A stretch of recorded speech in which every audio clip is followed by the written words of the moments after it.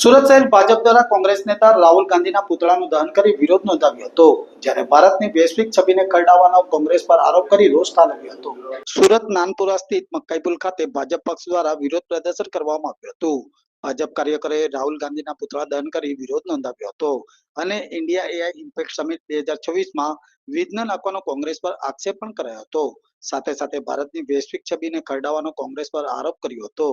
કોંગ્રેસ અને રાહુલ ગાંધીની દેશ વિરોધી માનસિકતા અંગે ગંભીર આક્ષેપ કર્યા હતા, તેમજ ભારે સૂત્રોચ્ચાર અને નારેબાજી સાથે વિરોધ પ્રદર્શન કરાયું હતું।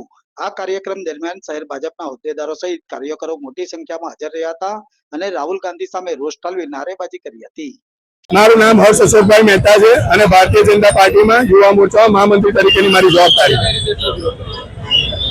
આજે જે કોંગ્રેસના કાર્યકર્તા દ્વારા રાહુલ ગાંધીના ઇશારા પર જે મંડપમની અંદર એઆઈ સિમેન્ટની અંદર જે ખૂબ જ ખરાબ પ્રકારની હરકત કરવામાં આવી છે, એ નિમ્ન કક્ષાની હરકત કરવામાં આવી છે, એના સંદર્ભની અંદર આજે અહીં આટવાથી વિરોધ કરવામાં આવ્યો છે।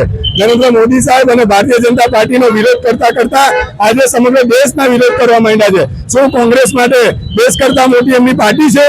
એના સંદર્ભની અંદર આજે અટવા ગેટ પર વિરોધ પ્રદર્શન કરવામાં આવ્યું છે, જેની અંદર ભારતીય જનતા પાર્ટીના અનેક યુવાઓ અનેક ટીમ સાથે 140 કરોડ રાષ્ટ્રવાદી દેશવાદીઓ પણ આની અંદર જોડાયા છે અને સાથે સાથે પુતળા દહન કરી અને રાહુલ ગાંધીની સરકાર અને રાહુલ ગાંધીનો ગમે રીતેની જે હરકતો છે એના વિરોધના નારા પ્રદર્શન પણ કરવામાં આવ્યું છે। ભારત માતા કી જય। હું શૈલેષ જરીવાલા, સુરત શહેર ભારતીય જનતા પાર્ટી કોષાધ્યક્ષ।